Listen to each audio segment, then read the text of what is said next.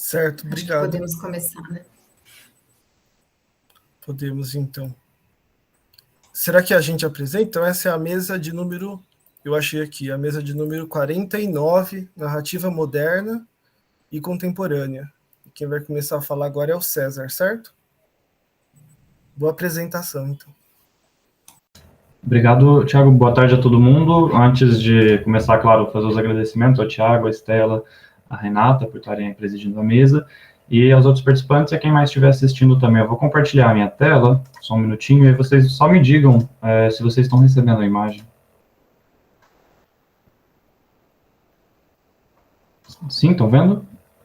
Estamos. Sim, já. Sim, César, desculpa. Então, Perfeito. obrigado, eu não consigo ver vocês. Bom, então eu vou começar. Meu nome é César Fernando Pisa, o meu projeto ele é intitulado A Escrita Diarística como Estratégia Narrativa no Romance. Ela é feita junto ao Departamento de Teoria Literária e Literatura Comparada, sob a orientação do professor Dr. Jorge Matos Brito de Almeida, e a gente estudou, sobretudo, o diário no romance Robinson Crusoe, do Daniel Defoe, de 1719.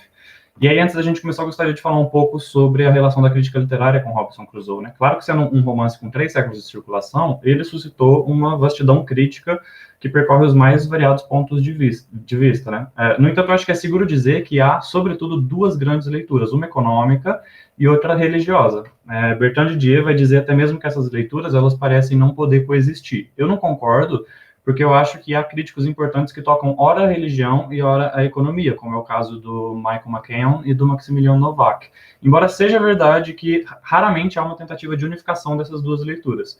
De toda forma, e além disso, dessas duas leituras, a econômica, ela é claramente muito mais aceita, porque é inegável o caráter capitalista do Robinson Crusoe, né? Só que, se por um lado as interpretações religiosas, elas por vezes ignoram o aspecto econômico do livro, as interpretações econômicas, elas tendem a ver a religião, no Crusoe, como um reflexo do sistema capitalista. E então, o caráter individual e secularizado da experiência religiosa é mera resposta ao sistema econômico. O que nós descobrimos com uma análise do diário de Crusoe vai um pouco na contramão disso, para dizer que a religião é uma força ativa na aceitação do capitalismo. E nós percebemos isso através da influência de autobiografias espirituais em Robinson Crusoe. E eu separei aqui um trecho das Confissões de Santo Agostinho, né, que talvez é o maior exemplo disso que a gente vai chamar de uma autobiografia espiritual, apenas para comparar com o momento de intertextualidade no romance do Defoe. Eu não vou ler os trechos, por uma questão de tempo, mas eu sublinhei as frases que eu acho importante destacar. Nesse primeiro trecho, né, o Santo Agostinho, no momento de grande desolação, ele ouve vozes de crianças dizendo para ele pegar a Bíblia e ler. Take up and read, take up and read. Essa sintaxe, ela é quase que transposta diretamente para o Diário do Crusoe, quando também no momento de desolação, de forte doença, ele obedece esse comando e ele pega a Bíblia e lê. I took up the Bible and began to read. Então são os mesmos verbos usados aqui, né? O resto das frases que eu destaquei são também de proximidade entre os 2 textos e falam um pouco sobre a forte impressão que tanto o Santo Agostinho quanto o Crusoe experimentaram ao ler aleatoriamente uma passagem bíblica. Mas mais interessante do que focar nessa intertextualidade com o texto do Santo Agostinho é observar como a forma das autobiografias espirituais faz parte do diário do Crusoe. E aí a primeira questão sobre isso que eu separei é sobre as diferenças entre o registro diarístico e o registro autobiográfico. No primeiro, no registro diarístico, o que você tem é uma inscrição imediata do tempo, como diz o Sérgio Barcelos, que é um importante estudioso da forma diarística. Em oposição a essa inscrição imediata no tempo, no registro autobiográfico, ele é caracterizado por um retorno ao passado a partir de uma perspectiva do presente. E aqui nesses trechos, o que eu destaquei que é importante aqui é que a gente vê que o Crusoe narrador, ou seja, o Crusoe que narra a sua experiência, o Crusoe do presente, que fala sobre a sua experiência do passado, ele interfere na escrita diarística exatamente com essa perspectiva do presente. Nesse primeiro trecho, ele faz isso para explicar uma ausência de 3 meses de entradas diarísticas, quando ele estava muito ocupado construindo uma muralha para proteger a caverna que ele estava morando, e no segundo, para falar de uma experiência religiosa e sobre como isso passa a afetar gradualmente o comportamento espiritual dele. Inclusive, se a gente volta no trecho anterior, em que eu falei do Santo Agostinho, a gente vê que ele faz a mesma coisa aqui no final, porque ele diz que a leitura da Bíblia causou uma impressão nele, mas que essa impressão não foi tão forte no momento como seria posteriormente. Ou seja, ele está supostamente escrevendo um diário em que ele fala sobre o que vai acontecer futuramente. E a gente percebe que essa é, então, uma falsa entrada diarística, né? Esse é um comentário feito posteriormente, é um registro autobiográfico aqui. Então, eu gostaria de observar que a própria relação com a escrita do diário, ela é influenciada profundamente por um registro de escrita que ele é essencialmente autobiográfico. Então, essa é a primeira parte da influência da forma autobiográfica no diário do Crusoe. E continuando nesse tópico, O George Stark tem um livro sobre a influência desse gênero na prosa do Defoe, vai dizer que o que caracteriza a forma dessas autobiografias é como a narração ela é articulada ao redor do momento de conversão. Existe um antes e um depois muito claro nessas narrativas. O Diário do Crusoe segue exatamente esse mesmo modelo de aprimoramento espiritual. No começo, ele é majoritariamente sobre questões materiais. Numa entrada inicial, ele chega até a resumir os 24 primeiros dias da ilha em 2 linhas voltadas às expedições que ele fez ao navio para buscar o que podia ser útil. Gradualmente, então, você tem a inserção de questões de cunho espiritual, até que, eventualmente, o personagem se converte um pouco à frente da metade da escrita diarística. Depois disso, o cunho espiritual ele vai se esvaecendo e o que volta a ocupar um local central na narrativa do diário são as entradas focadas em questões materiais, que a gente pode até chamar de econômicas. O interessante é que o Crusoe antes da conversão e o Crusoe depois da conversão, eles são exatamente a mesma pessoa. Diferente do Santo Agostinho, que muda de vida depois de conversão, o Robinson Crusoe age até de maneira mais dominante sobre a ilha e sobre os outros. É quando ele toma, por exemplo, Sexta-feira como um escravo particular. E aí vale notar que o próprio personagem, antes da conversão, ele reconhece que a sua ganância era o pecado pelo qual ele estava sendo punido. Mas depois da conversão, nada muda. Ele, inclusive, chega a se declarar governador da ilha. E é por isso que eu digo que depois da conversão, depois do diário, há um retorno ao capital por parte do Crusoe. Vale lembrar que já estava presente no romance aquele comportamento transformador do Crusoe que vai buscar uma rotina produtiva até quando ele está eremítico e isolado, o que é muito característico da cosmovisão da época, né, que passava a enxergar tudo sob o viés do que o Max Weber chamou de utilitarismo estrito. Ou seja, são consideradas as virtudes humanas aquelas que resultam em utilidade material e concreta. O trabalho e organização do tempo próprio, por exemplo. No Crusoe, esse utilitarismo ele é exacerbado porque é o que garante a sobrevivência do personagem. Mas aí, esse Crusoe de antes, ganancioso, que quebrou a vontade paterna porque queria mais da vida, queria riquezas, ele não muda depois da conversão. Ele é o mesmo, mas com uma questão muito diferente. Ele é legitimado pela vontade divina. Porque se Deus interfere na vida dele para que ele se converta, então é porque ele ocupa uma posição de privilégio em relação a Deus. Ele tem direito de agir como colonizador, de dominar as terras e as pessoas que ele encontra pela frente. É o que ele faz nesses 2 trechos que eu separei, em que ele alega um direito de posse sobre a ilha, no primeiro, e depois no segundo ele equivale a ilha e o Sexta-feira como propriedades privadas, e ele faz isso através do uso de phrasal verbs similares, né? Ele usa set foot in e depois set foot upon. E ele faz isso tanto para ele quanto para o escravo, né? A Sandra Vasconcelos, professora aqui da Letras, ela tem um texto muito interessante sobre o Defoe e o apoio dele à escravidão, né? Em que ela mostra que a escravidão, na época do Defoe, ela era moralmente justificada por uma série de razões. A gente aqui percebe que a religião em Crusoe serve como uma dessas justificativas. Ou seja, a conversão ela é um processo de dominação sobre si mesmo que depois é reproduzido na relação de dominação com o outro e com o mundo. A conversão legitima as atitudes colonialistas do Crusoe em um movimento que é por si só mimético de um movimento histórico, né, de legitimação dos horrores do colonialismo real, histórico, sob o discurso religioso.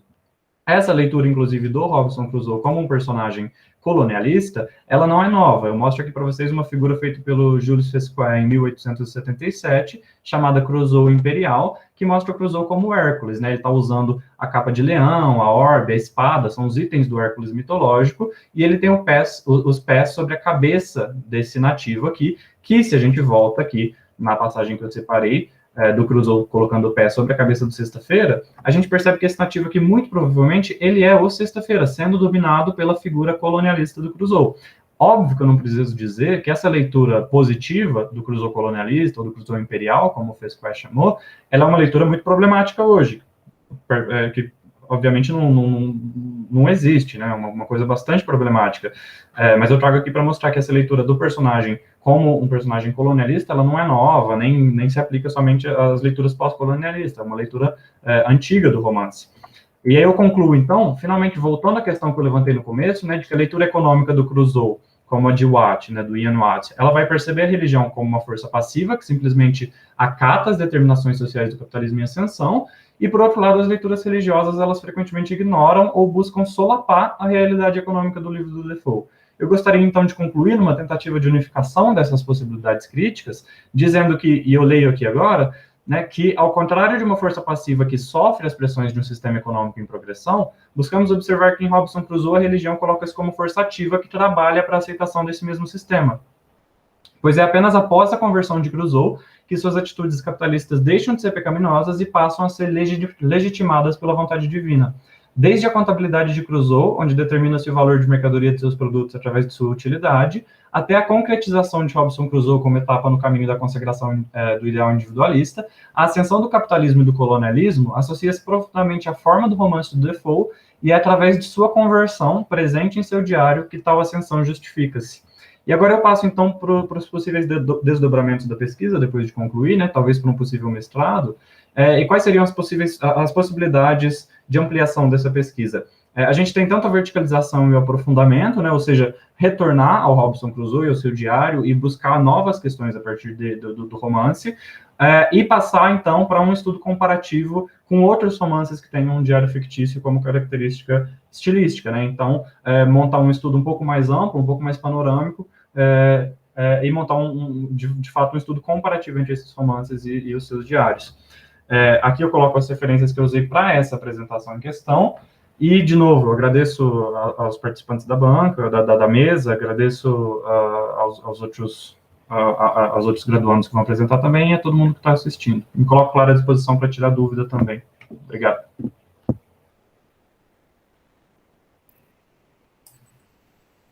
Muito obrigado, César. Agradeço muito, foi ótimo. Stella, você quer comentar alguma coisa? Posso falar? Muito obrigada, viu, César? Foi muito boa essa explanação, muito clara. Falou bem de maneira objetiva, concisa, dentro do tempo, então, muito bom. Gostei bastante do seu trabalho, revisitei, né, o Crusoe, e é muito interessante olhar, né, para essas narrativas, assim, que são clássicas e trazem tanto, né, ainda de reflexão. Não tenho, assim, nada para acrescentar. Inclusive, os seus desdobramentos era uma das coisas que eu ia comentar. Se você já tinha pensado em fazer uma análise comparativa, sabe, com algum outro romance que tem essas mesmas características. Eu gostei muito que você também pegou uma análise linguística ali, né, do inglês mesmo, olhando os phrasal verbs, né, se não me engano. Então, isso chamou minha atenção também. Acho que é muito importante a gente olhar para essa construção do discurso dentro, né? Então, acho que era mais isso. Gostei muito da sua percepção, da base sua metodológica para analisar essa imbricação entre a religião e a economia. Acho que está condizente com o que é apresentado. Então, parabéns. Obrigado, me agradeço. Eu também queria comentar um pouco, não muita coisa, porque eu acho que foi muito bom mesmo, César. Achei que foi claro. O uso dos slides foi muito bom também. Achei que, enfim, os slides acabam facilitando muito a apreensão de um conteúdo que a gente vê que é fruto de uma pesquisa vasta. O que eu tenho são perguntas, na verdade, de possíveis encaminhamentos, mas acho que o seu orientador é a pessoa mais apta para fazer isso. Lendo o seu resumo, ouvindo o seu comentário agora, de imediato lembra muito a dialética do esclarecimento e o que o Adorno vai falar ali, desse surgimento do sujeito moderno. Me pergunto se você já leu, se você pretende ler. Acho que pode trazer frutos bastante interessantes para uma nova sequência do seu trabalho. Eu acho que esses elementos que você trouxe à tona, essa questão desse homos econômicos, esse sujeito dominador, esse sujeito que controla o outro, que é estranho, que é o primitivo, né? Ele se torna um senhor do espaço à sua volta. Lembra muito algumas afirmações do Adorno, naquele momento ali que ele fala enfim, do Ulisses, enfim, toda essa proposta. Eu não lembro agora se é o primeiro capítulo, mas enfim, acho que poderia te trazer muita coisa de interessante para o trabalho, que já é muito enriquecedor, né? Não estou dizendo que você deveria ter trazido antes, não é, porque já tem bastante coisa aí, mas assim, perguntando se essa ideia já te ocorreu, se seu orientador comentou isso, se você pensa nisso. Enquanto você falava no começo, eu achei interessante, porque você falou da questão de uma leitura que vai para o âmbito dos diários religiosos, eu acho que é esse o termo, e a questão de uma leitura materialista, né, ou dialética, que seja, e eu tinha anotado aqui, mas você acabou colocando esse tema, você falou como esses temas se articulam, né? E eu vi que no final apareceu o Weber lá. Então, enfim, então o fato de como a religião e o capitalismo agem de maneira dialética, né? Não se separam, mas eles se dialogam, se complementam. Mas isso você já percebeu e deixou claro no final do seu trabalho. E, enfim, parabéns. Achei ótimo. Obrigado, Thiago. Agradeço também os comentários. Esse texto em particular do Adorno eu não li ainda. Anotei aqui. Muito obrigado pela recomendação. Claro que pode ser muito útil para pesquisa futura. Tenho certeza que vai ser. Perdão, não me lembro se você fez alguma outra pergunta ou se era só em relação ao texto do Adorno mesmo. Foi basicamente, eu acho que você complementou o que era uma questão, você acabou respondendo ao final, então era mais um comentário mesmo, que o texto do Adorno pode ser a dialética do esclarecimento, e o seu orientador está aí, que pode te ajudar muito bem nesse sentido, então, parabéns. Com certeza. Obrigado, viu, gente? Agradeço o espaço e os comentários, fico feliz.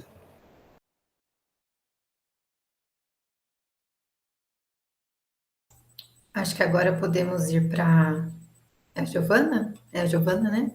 Sou eu. Então, eu vou começar aqui colocando a apresentação. Uma janela, será? Deixa eu só ver. É uma janela.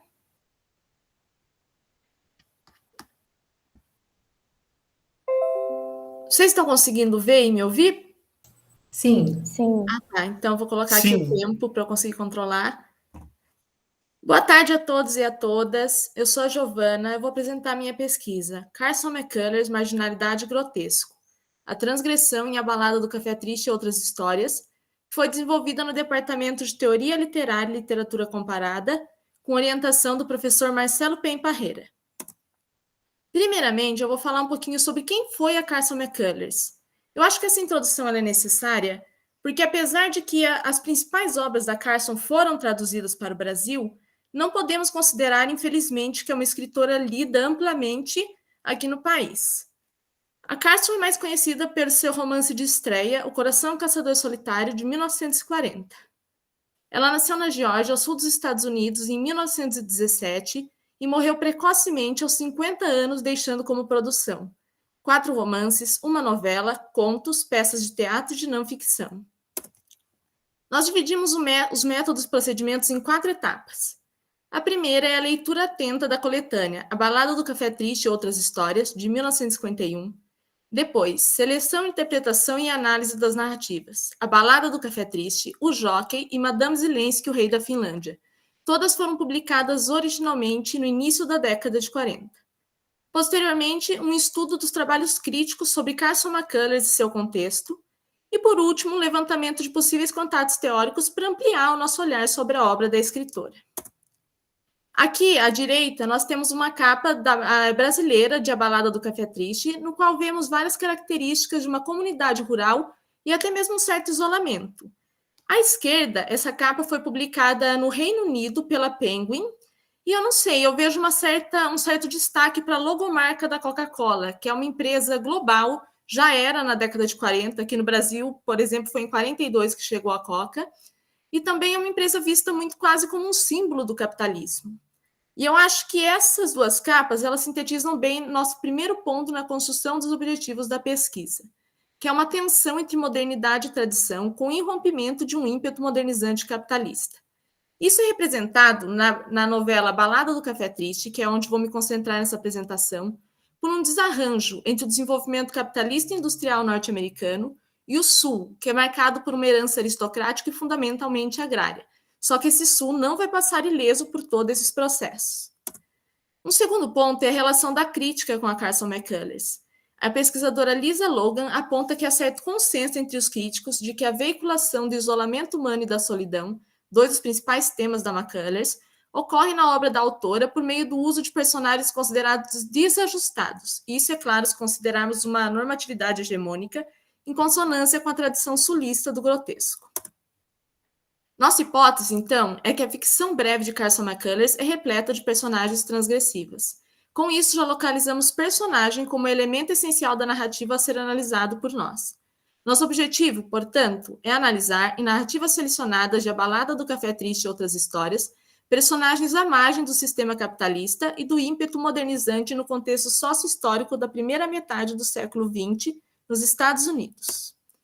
Então, algumas ponderações sobre a nossa metodologia. Se, por um lado, colocamos como as virtudes e a relevância do projeto a proposição de uma abordagem diferente da crítica dominante, uma vez que nosso foco está na ficção breve da Carson McCullers, que recebe menor atenção historicamente da crítica, essa é uma observação da Virginia Spencer Carr, uma das principais biógrafas e pesquisadoras da obra da Carson. E isso se torna mais evidente no Brasil, no qual é uma verdadeira escassez a produção bibliográfica sobre a obra da Carson McCullers.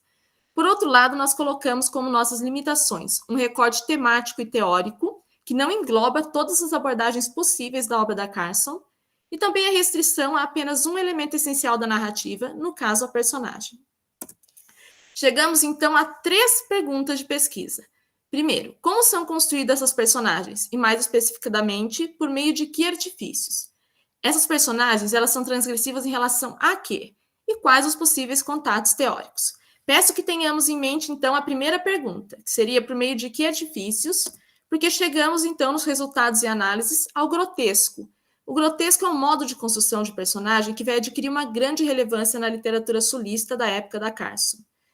O Alan Spiegel, sobre essa literatura, diz que o grotesco tem relação com a personagem, um tipo de personagem que é um fármacos, um bode expiatório. William Van O'Connor, ele cita Thomas Mann para dizer que o grotesco é uma categoria que se contrapõe por excelência ao estilo burguês. Com isso, eu retomo nossa segunda pergunta. Essas personagens são transgressivas em relação a quê? Uma vez que, para esses 2 autores, a literatura grotesca pode ser vista como uma reação aos costumes e hábitos burgueses. Nós colocamos, então, uma transgressão em relação ao que seria uma moralidade burguesa, os valores burgueses. A Carson McCullers coloca o foco na corporeidade e na justaposição de elementos vistos tradicionalmente como opostos. Essa justaposição é o que ela usa para definir no ensaio os realistas russos e a literatura sulista, o momento literário em que ela se insere mesmo. E aqui eu trouxe 2 excertos de descrição de personagens da novela Balada do Café Triste para ilustrar um pouco essa posição.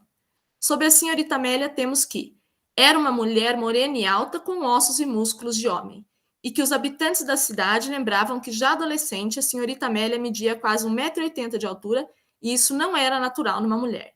Se isso soa estranho aos nossos ouvidos, nós temos que lembrar que a Carson McCullers escrevia no momento em que essas categorias eram estritamente rígidas e seguidas com muita força, porque aqui nós temos uma justaposição entre o feminino e o masculino. Ela não era vista como natural numa mulher justamente por causa dessa justaposição de elementos vistos tradicionalmente no masculino. Gênero, para Carson McCullers, não é uma categoria estável, fixa, binária, ultrapassa isso.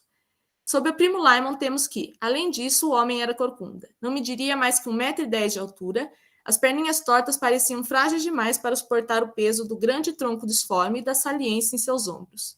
E que ninguém na cidade tinha a menor ideia a respeito da idade do corcunda. Ele podia ter 12 ou mais de 40 anos. Era impossível imaginar a idade que teria por pelo seu corpo torcido e disforme. Aqui temos vários pares, pequeno, grande, frágil, forte, mas eu acentuo o par criança-adulto.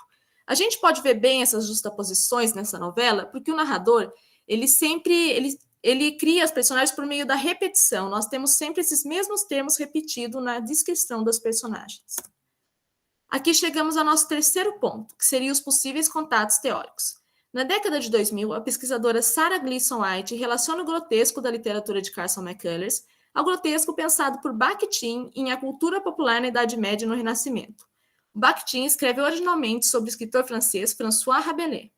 Ele ressalta a corporeidade e também a justaposição, assim como a Carson McCullers. Para Bakhtin, o corpo grotesco é um corpo em constante fluxo, em estado de reemergência, o que nós podemos ver um pouco nos exemplos do slide anterior, que se contrapõe a uma poética de um corpo fechado, limitado, estrito. A partir disso, a Sarah Gleason White fala que Bakhtin aponta para a potencialidade para uma nova ordem, outro modo de vida, novas subjetividades, que reforça uma abertura para a resistência, e nós aproveitamos também para a transgressão, que é a nossa análise central. Então, com essa relação, nós reforçamos o quanto que a Carson McCullers constrói personagens com uma corporeidade transgressiva. Chegamos, por fim, às nossas conclusões parciais. A pesquisa ainda está em andamento e estamos sujeitos a uma sistematização mais rigorosa. Por enquanto, colocamos aqui 3. Primeiro, que a ênfase na personagem nos mostrou de que modo esse ímpeto modernizante capitalista evidencia contradições dentro do próprio sistema, como, por exemplo, as forças normativas de repressão que surgem dessa hegemonia respaldada por valores burgueses. Segundo, que a Carson McCullers propõe modos de subjetividade por meio do grotesco, e acentuamos o grotesco bakhtiniano, que expressam a transgressão de moralidades burguesas nas narrativas analisadas. E, por último, o próprio caráter progressista da literatura da Carson McCullers, por meio da construção de personagens que vão representar uma resistência e uma transgressão a essa normatividade hegemônica sulista, que vamos marcar como especialmente rígida nessa primeira metade do século XX. Enquanto eu mostro aqui as minhas referências dessa apresentação, eu aproveito para agradecer a todos pela atenção, e é isso. Muito obrigada. Obrigada, Obrigado, Giovana. Quer começar, falar, Estela. Posso Não, falar? Estela, pode começar. Tá bom. Obrigada, viu, Giovana? Gostei bastante da sua apresentação também, muito objetiva, muito clara. E uma coisa que eu queria até te falar é que é muito bom você ter essa clareza, sabe, das suas hipóteses, dos seus objetivos, do começo ao fim. Leve isso para sempre, assim, no seu percurso acadêmico, porque isso realmente faz toda a diferença, sabe, no nosso caminho, assim, né, ter essa clareza. Gostei muito de conhecer, foi ótimo o seu primeiro slide, realmente, porque eu não conhecia a Carson McCullers. Aí descobri que eu tenho o livro dela, então eu vou ler. Eu não conhecia, assim, nunca tinha lido, eu já tinha visto o livro, mas eu nunca tinha lido, então foi muito bom conhecer. Gostei que você utilizou essa categoria do personagem, do grotesco, do Bakhtin, né, do grotesco. A minha única percepção, assim, que nem é uma pergunta, nada, é mais assim, se talvez, para, como você falou, né, que essa pesquisa está em andamento, que vai ter uma continuidade, de que forma, talvez, você poderia olhar para essa narração, que pelo que eu percebi, né, é um narrador em terceira pessoa, de que forma esse narrador, ele se aproxima dessa personagem que você está analisando, sabe? E aí algumas referências para você avaliar essa imbricação posta entre o narrador e o personagem nessa narrativa. Talvez ajude a contribuir, né, com o seu trabalho, que já está muito bom, tá? Muito obrigada, viu? Muito Parabéns. obrigada, Estela. Desculpa, Giovana, pode falar. Você quer comentar alguma coisa? Desculpa. Não, eu só ia agradecer a Estela mesmo, daí eu comento tudo depois, eu acho que fica mais objetivo. Tá, desculpa ter te cortado. Parabéns pelo trabalho, eu achei o comentário da Estela foi muito bom, realmente, essa clareza das hipóteses, do encaminhamento do trabalho. Eu acho que é um perfil fundamental do pesquisador na nossa área, então eu achei exemplar também, gostei muito da sua apresentação, achei muito clara, né? E atingir clareza a gente sabe que é atingida a troncos e barrancos, né? Não é fácil, então parabéns. O comentário que eu tenho a fazer é sobre o grotesco, também não na verdade, uma possível dica de leitura. Eu fui ler a Balada do Café Triste, né? Achei incrível. Consegui ler correndo mais rápido que eu pude, eu também não conhecia a autora, achei interessantíssimo. Eu li, depois eu vi o seu resumo e achei realmente, lendo, a gente tem essa impressão do grotesco, e quando eu vi seu trabalho, eu falei, ela notou isso e trabalhou, e foi atrás da bibliografia necessária. E isso me lembra, de certa forma, também, o ensaio do Freud e a noção. Eu tendo a levar as coisas para a psicanálise, que é o estranho, um Heimlich, porque essas figuras, em muitos momentos, elas transparecem para mim algo que destoa um pouco do imaginário sulista, talvez, que acho que esse era o seu ponto. Além de serem figuras indiscutivelmente que realçam o seu critério grotesco, como o Bakhtin descreve em seu livro, Eu acho que pode ser interessante falar também como essas figuras surgem como algo do estranho, aquilo que foi recalcado. Esses são as palavras usadas pelo Freud, né? O estranho é aquilo que foi recalcado e volta de outro lugar, né? Então, em relação à sociedade norte-americana e seu processo de modernização, esses outros, eles soariam como esse resto, aquilo que foi jogado de lado, que vem à tona e provoca um certo estranhamento, provoca várias sensações enquanto a gente está lendo o livro. Então, eu acho que talvez o ensaio do Freud, um Heimlich, possa ser interessante para, não sei, possa te dar alguma ideia na continuidade do que você está fazendo, né? E parabéns mais uma vez. Eu quero agradecer muito as contribuições da Estela e do Tiago. É interessante que a Estela falou que eu falo que todo mundo conhece a Carson McCullers, mas não sabe que conhece. Todo mundo tem lá na prateleira, já leu um conto. E também a observação da Estela é muito importante, porque esse narrador, muitas vezes, ele atua como um representante dos preconceitos dessa comunidade, do quanto ela está dentro dessa hegemonia, e esses personagens estão em conflito com esse narrador, até mesmo quando o narrador quer defendê-los. E a observação do Tiago também, muito legal, que não deu para eu colocar aqui por causa do tempo, mas no meu relatório eu conheço esse texto como um infamiliar. E eu uso ele justamente para falar, se você ler, você vai ver uma certa inversão da heterossexualidade na relação da Amélia e do primo Lyman. Isso foi uma pesquisadora chamada Claire Watling que observou pela primeira vez, e como que essa relação se torna o infamiliar, apesar de ser o que está dentro da hegemonia, a relação heterossexual. Então, obrigada mesmo, é o que eu estou querendo pesquisar agora no segundo semestre, até mesmo em relação com o Wolfgang Kaiser, o grotesco, que é o mundo tornado estranho. Então, eu acho que tem toda essa relação. E eu fico muito feliz que esses apontamentos foram na direção assim do que eu estou pensando mesmo. E muito obrigada pela oportunidade e pelas contribuições. Obrigada a você, Giovana, muito bom. Podemos ir para a Isabela, então? Eu vou só colocar o slide aqui, 1 minuto. Só um minutinho. Vocês estão vendo a tela? Estão me ouvindo bem? Sim. Agora sim, estamos vendo. Tá, obrigada. Muito obrigada, Estela, Tiago. Boa tarde para todo mundo. Meu nome é Isabela Nunes e eu também sou orientanda do professor Jorge de Almeida, assim como o César. Queria agradecer não só a ele, ao Jorge, inclusive, mas também à CNPq, que com a Bolsa PIBIC está tornando esse projeto possível. A minha pesquisa é sobre o David Foster Wallace e sobre os temas de intersubjetividade, comunicação e destino na obra dele, mais especificamente no primeiro livro que ele escreveu, que é o The Bloom of the System, de 1987.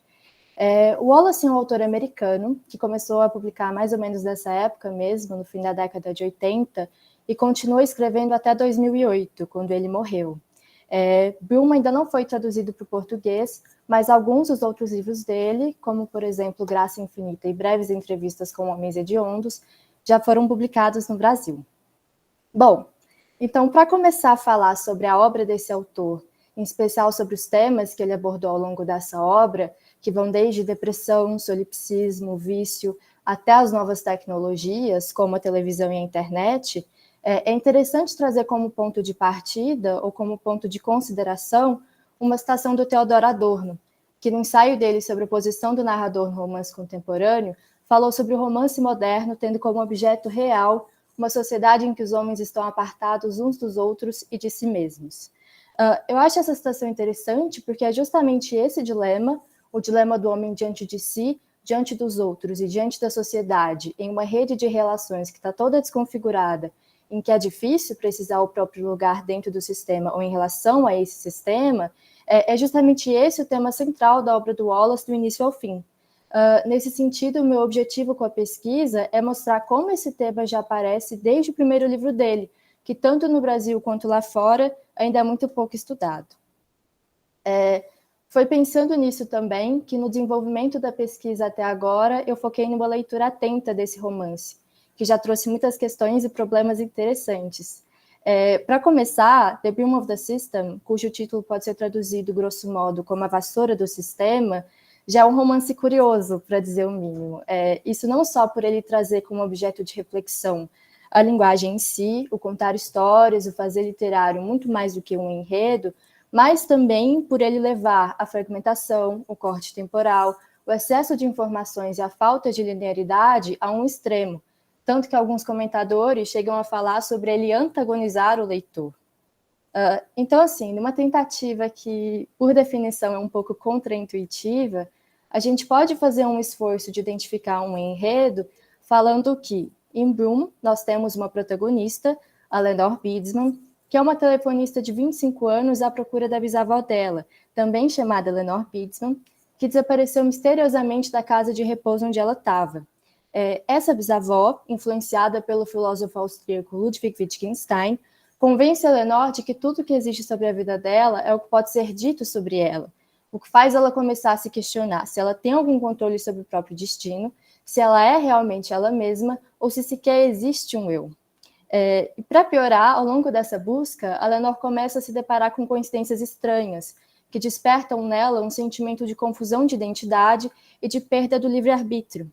Ao mesmo tempo, ela tem um relacionamento amoroso com um editor de revista excessivamente verbal e possessivo, o Rick Vigorous, que ajuda ela na aprovação dela contando histórias fantásticas, mas também é dominado por um desejo frustrado de ter a Lenore dentro de e contida por ele. Um fato interessante sobre esse livro que vale a pena mencionar é que o Wallace escreveu ele enquanto estava se formando em inglês e em filosofia na faculdade de Amherst. Enquanto ele estava escrevendo o livro, ele também estava escrevendo uma tese sobre a lógica modal e filosofia da linguagem, que já trazia essas temáticas de destino e da filosofia do Ludwig Wittgenstein. Mais tarde, essa tese foi publicada com esse título que vocês estão vendo, que é Fate, Time and Language. Enfim, só para mostrar que a filosofia é uma coisa que está muito presente nesse romance ao longo dele inteiro. Bom, então Rick e a Lenore são os nossos personagens principais, e ao redor dos dois, em especial da Lenore, que as dinâmicas de intersubjetividade entre os personagens se estruturam. Meu interesse na pesquisa é ver como essas dinâmicas se articulam e como elas estão relacionadas às noções de comunicação e de destino. No caso desse romance, a falta de comunicação e falta de controle sobre o próprio destino, que em Wallace, no geral, estão sempre dadas por sistemas ou estruturas maiores do que o indivíduo e sobre os quais ele tem pouco controle. Em Broom, esse sistema é precisamente a linguagem, que, para citar o Wittgenstein,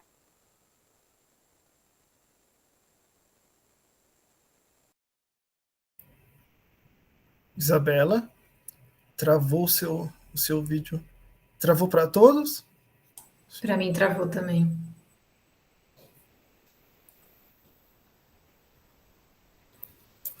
Esperar um minutinho, né? Ver se ela volta. Talvez ela tenha caído mesmo.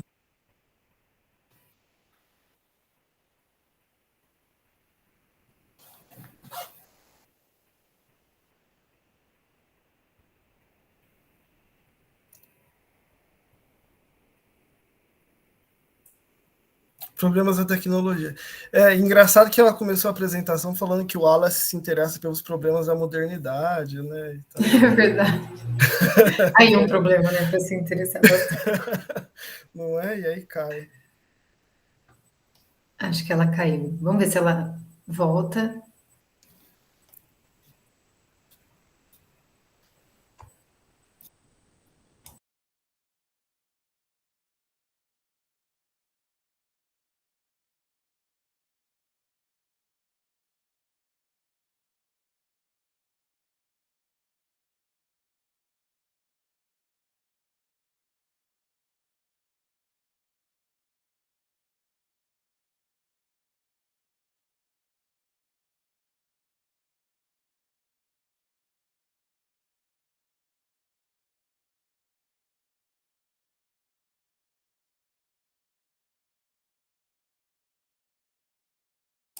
Eu acho que a gente nem tem como falar com ela, né? Assim, perguntar, porque... Não, eu não tenho o telefone dela. Ela me disse que estava chovendo forte em Minas, ela está na casa dos pais. Eu tenho. Vocês querem que eu pergunte alguma coisa para ela? Ah, por favor, Giovana. Sim, Giovana, por favor. Deixa eu Às conversar. vezes caiu mesmo na internet lá, energia às vezes. Obrigado, Giovana. Não, imagina.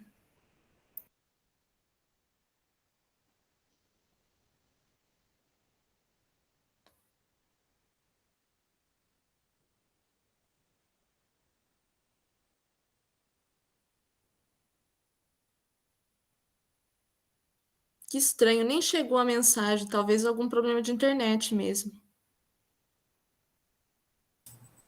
Pode ser, se estava chovendo ainda, né? Deve ser alguma coisa assim. O que a gente pode fazer também é passar a palavra para o próximo e ela volta e ela começa do começo, né? Se ela quiser, claro. Sim, pode Seria ser. muito bacana. Hermes. Não está mesmo, tanto que eu vim para cá porque o YouTube não estava funcionando, né? E tinha muita gente querendo assistir vocês no YouTube. Pois é. Mas o colega da técnica disse aqui que vão disponibilizar depois da gravação, né? Não é ao vivo, mas fica o registro. Sim, uma pena. Fazemos isso então? Passamos para o próximo e aí a gente... Assim que ela voltar, né, depois, né? A próxima seria a Larissa? Isso. Acho que sim, né? Tudo bem para você, Larissa? Tudo sim, gente. Posso prosseguir. Aí depois a gente volta para Isabela. Tá bom. Então, já vou começar a apresentar aqui, tudo bem?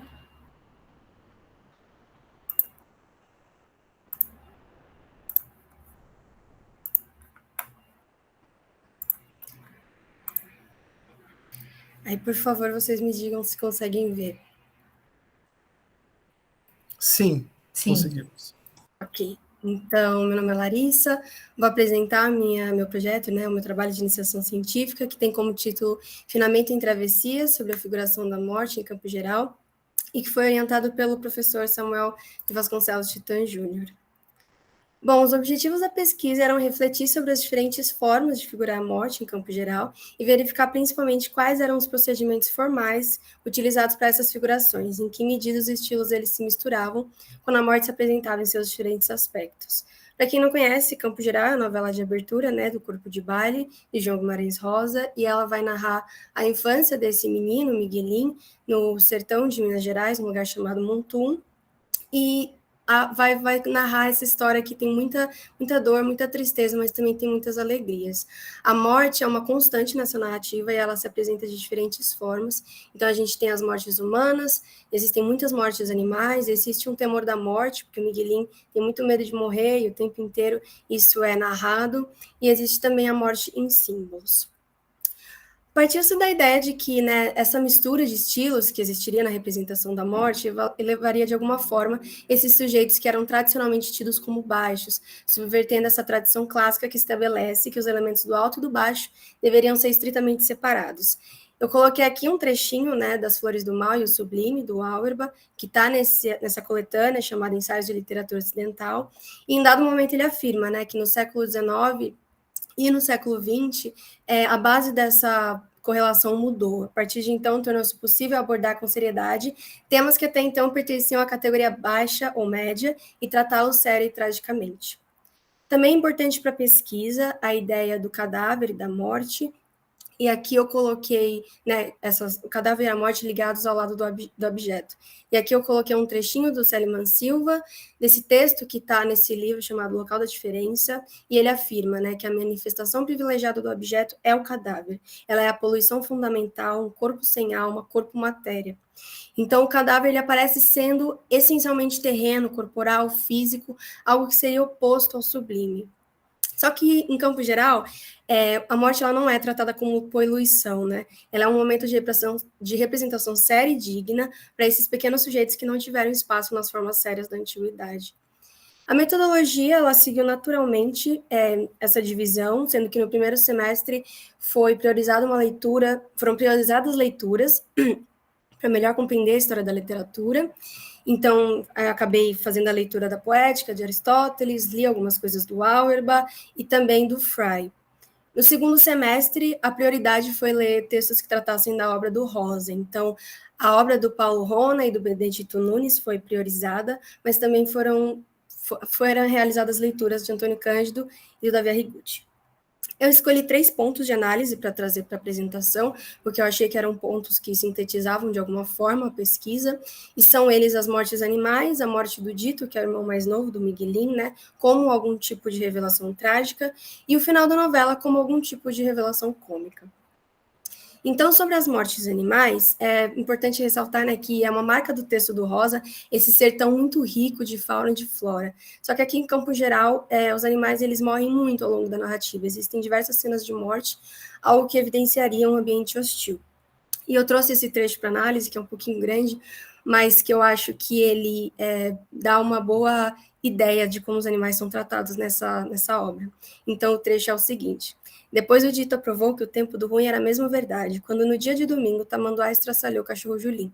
Notícia tão triste, a gente não acreditava, mas pai trouxe para se enterrar o Julim morto, dependurado no cavalo. Ninguém que via não esbarrava de chorar. Foi na caçada de anta, pai não querendo contar. O Tamanduá Bandeira se abraçou com Julim, primeiro estapeava com a mão na cara dele, como o Tamanduá dá sopapos com uma pessoa. Daí rolaram no chão, aquela unha enorme do Tamanduá rasgou a barriga dele. O Julim, abraçado, sangrado, não desabotou o abraço. Abriu os peitos, ainda furou os olhos. O pai matou o Bandeira, mas teve de pedir a um companheiro caçador que acabasse de matar o Julim, modo de não sofrer. Então, nesse trecho tem uma escolha por narrar com detalhes, né, a luta entre esses dois animais. E existe também uma tentativa de humanizar os bichos dessa cena, porque o Tamanduá, por exemplo, ele dá sopapos como pessoa. E existe também um uso peculiar da palavra abraço, porque abraçar é um gesto humano que costuma carregar afeto e carinho, mas aqui está aparecendo nesse contexto de luta violenta. Então, se a condição dos bichos está sendo subvertida de alguma forma, e eles estão sendo elevados à condição humana, também existe uma subversão da palavra abraço. É importante notar também que o pai traz esse corpo do Julim para enterrar e que ninguém que via não esbarrava de chorar. Então, essa perda desse cãozinho é sofrida, né, por todo mundo que observa esse corpo morto. E o animal ele recebe um enterro, que é uma prática cristã que dignifica o corpo que morre. Então, esse corpo ele acaba recebendo um fim tão digno quanto receberia um corpo humano. Então, acho que é um bom exemplo do tratamento dos animais nessa obra, porque os bichos estão recebendo um tratamento sério e se aproximam do humano na mesma medida em que a sua selvageria e animalidade está posta no texto. Passando agora para a morte de Dito, para pensar essa cena tão fundamental na novela, a ideia de decoro que está na poética do Aristóteles, ela é fundamental, porque ele afirma nesse trecho que eu coloquei aqui, que os bons retratistas, eles se reproduzem uma forma que se parece com o original, mas eles pintam na mais bela. E aí ele afirma: assim, é o poeta que imita personagens temperamentais ou fleumáticas ou dotadas de outras feições semelhantes de caráter, feições que seriam negativas, cumpre fazê-las de boa cepa. Então, essa ideia da boa cepa ela é muito importante, né, para esses gêneros elevados da antiguidade, porque o que importa é retratar esses sujeitos, o que importa é retratar o que torna esses sujeitos superiores. Então, nesses gêneros elevados da antiguidade, o que seria da ordem do corpo físico, como comer, dormir, etc., devia permanecer fora de cena, né? Porque o que realmente importava era o que tornava superiores esses grandes homens. O corpo físico era o campo dos gêneros inferiores. E a morte tampouco poderia ser um momento de glória e elevação, porque ela impediria permanentemente o sujeito de agir. E o poder de ação desses homens é o que, de certa forma, também elevaria eles. Só que, em campo geral, o clímax da narrativa é justamente esse momento em que existe uma ferida física profunda e um cadáver em cena. O corpo morto do Dito que a gente vê não é um corpo baixo, grotesco, um corpo, né, que, por pertencer a esse lado terreno da existência humana, seria uma expressão mais baixa do homem. O que se dá é o exato oposto. O Dito morto ele é sublime, ele é sério, é elevado e belo. Então, nessa cena que eu coloquei aqui do lado, né, onde a mãe lava o corpo morto desse menininho, ela afirma: olha os cabelos bonitos dele, o narizinho, como o pobre do meu filhinho era bonito. E mais para baixo, o narrador descreve o Dito morto como um príncipezinho, né? Que quando a gente fala, tal pessoa é um príncipe, não sei o quê, essa palavra príncipe, ela carrega vários adjetivos, né? Várias qualidades, das mais elevadas, das mais sublimes, e aqui está sendo usada para descrever esse menininho que morreu. Então, nesse momento da morte do Dito, existiria algum nível de revelação trágica, porque até então as pessoas elas morriam ao longe, né? Elas chegam ao longo da novela algumas notícias de pessoas que morrem, mas são notícias que chegam de boca em boca. Então, essas mortes, elas não se presentificam, elas são esse lugar que o Miguelin habita é quase como se fosse um lugar mágico, impenetrável, onde a morte acontece do outro lado. Só que as mortes animais, elas são constantes, né, como eu havia dito. Só que elas parecem que estão preparando esse menino de alguma forma para isso que está por vir, como se fosse uma nuvem que para ali sobre aquele lugar e está prestes a desabar a qualquer momento. E esse desabamento definitivo acontece justamente diante da morte do irmãozinho, que é o seu irmãozinho mais querido, né, que é essa perda sentida com mais dor do que qualquer outra na novela. Então, a visão desse corpo morto do Dito revela a morte humana para Miguelin, porque a partir desse momento ela se torna real, palpável, muito física e muito próxima. Só que como na obra do Rosa existe muito de ambiguidade, de dualidade e tudo mais, se há uma revelação trágica, também há uma revelação cômica que pode ser vista no final da novela. E esse caráter cômico, ele não está ligado ao riso, ao humor, ele está ligado mais às ideias do Fry, que reflete sobre essa comédia como um gênero narrativo que tende à ascensão, e que costuma terminar, né, em um lugar de resolução positiva dos conflitos que são expostos ao longo dessa narrativa. E Campo Geral, de fato, termina em um ponto de ascensão definitiva do estado de espírito do Miguelin, porque quando ele coloca os óculos, que são fornecidos por esse doutor José Lourenço, um sujeito que aparece até de forma meio mágica, meio misteriosa na novela, o espaço se transforma para o menino, né? Esse mundo que é tão familiar, mas ao mesmo tempo é tão desconhecido, se revela outro. E existe uma revelação literal, porque uma deficiência física é corrigida, né, graças ao uso dos óculos, mas também uma revelação simbólica, porque o interior do personagem parece que se transforma enquanto o mundo exterior ganha um novo significado.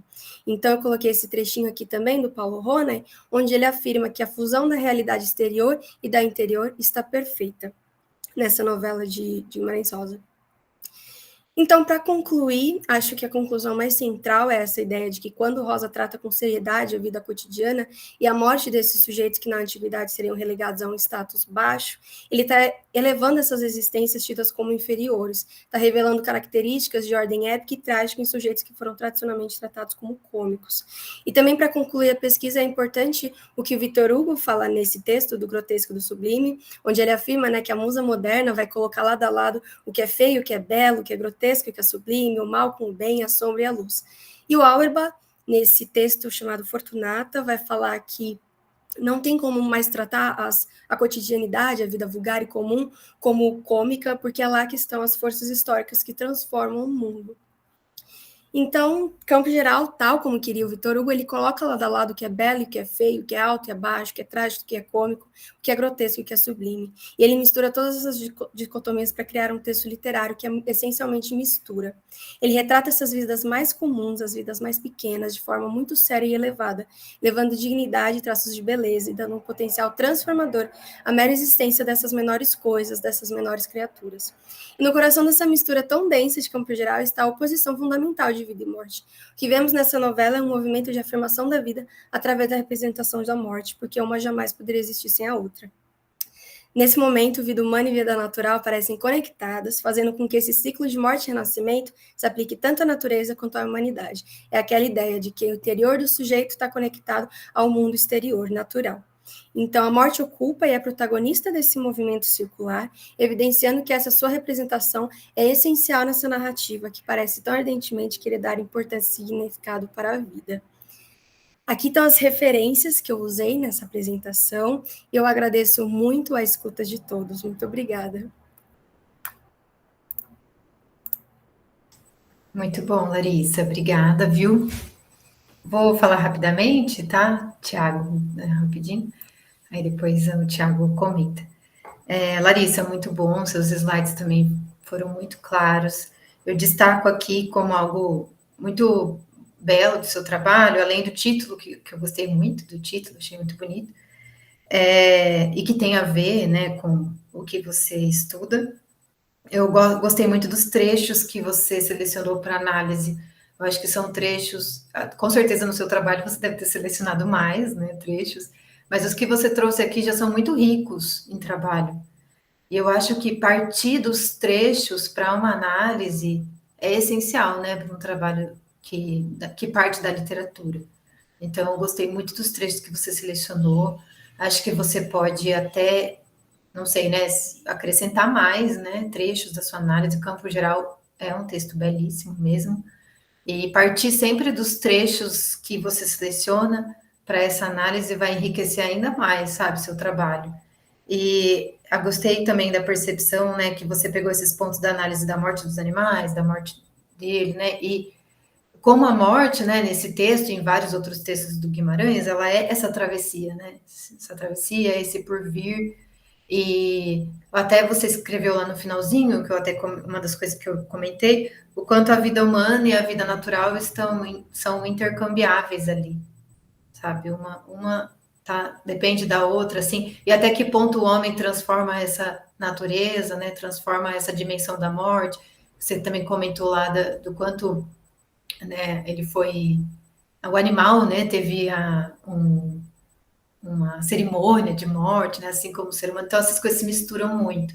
E é um ponto também que você pode se aprofundar partindo dos trechos do livro. Mas, de forma geral, muito bom sua fala, também muito clara. Obrigada, viu? Obrigado, Larissa. Eu agradeço também pela apresentação, gostei bastante. Até aqui eu tenho servido basicamente para tentar dar mais trabalho para vocês, mas eu lembrei, enquanto você falava, esse estatuto, um estatuto mais humanizado, talvez para essas figuras tidas, né, como menores. Uma pergunta é se você pensa em, talvez, dialogar com a situação brasileira, seria talvez para o prosseguimento do trabalho, mas falar de sertão e falar de humanização e falar de questões relativas ao sertão, como estão presentes ali, né, a ausência de remédios, a ausência do básico, né, uma pobreza material tremenda. Eu lembro que em torno dos anos 60, mais ou menos, eu não estou certo aqui de quando saiu, quando Rosa escreveu, mas é interessante como isso ganhou uma profunda relevância na sociedade brasileira, por exemplo, através do cinema. E eu lembro do Cinema Novo, as 3 obras fundamentais que têm relação com o sertão, que é Os Fuzis, Vidas Secas e Deus e o Diabo na Terra do Sol. São obras que, assim, isso pensando talvez para o futuro, para o mestrado, mas é só uma dica, né? Assistir esses filmes e ver como essa mesma questão que você está notando ali, isso que você está esmiuçando no texto do Rosa, vai assumir uma preponderância enorme na cultura brasileira, que é a relevância do sertão e de denúncia.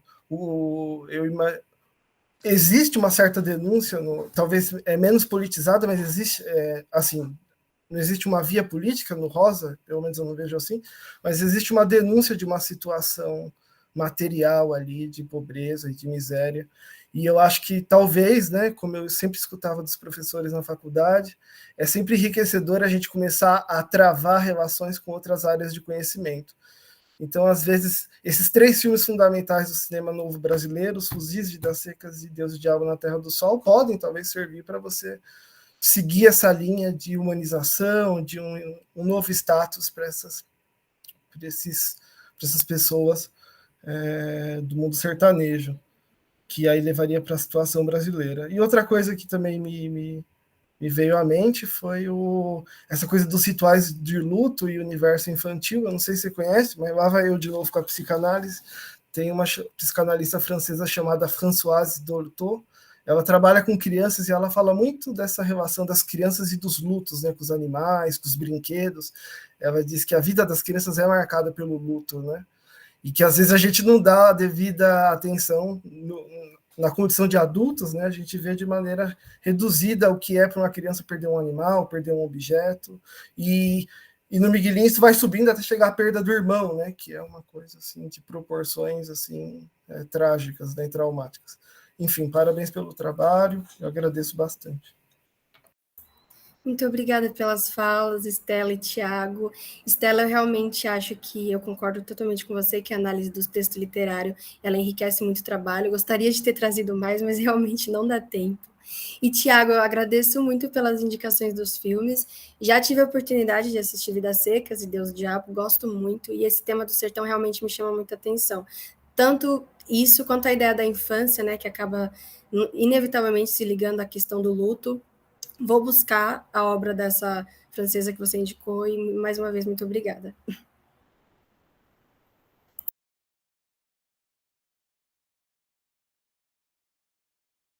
Acho que a Isabela conseguiu voltar, né, Isabela?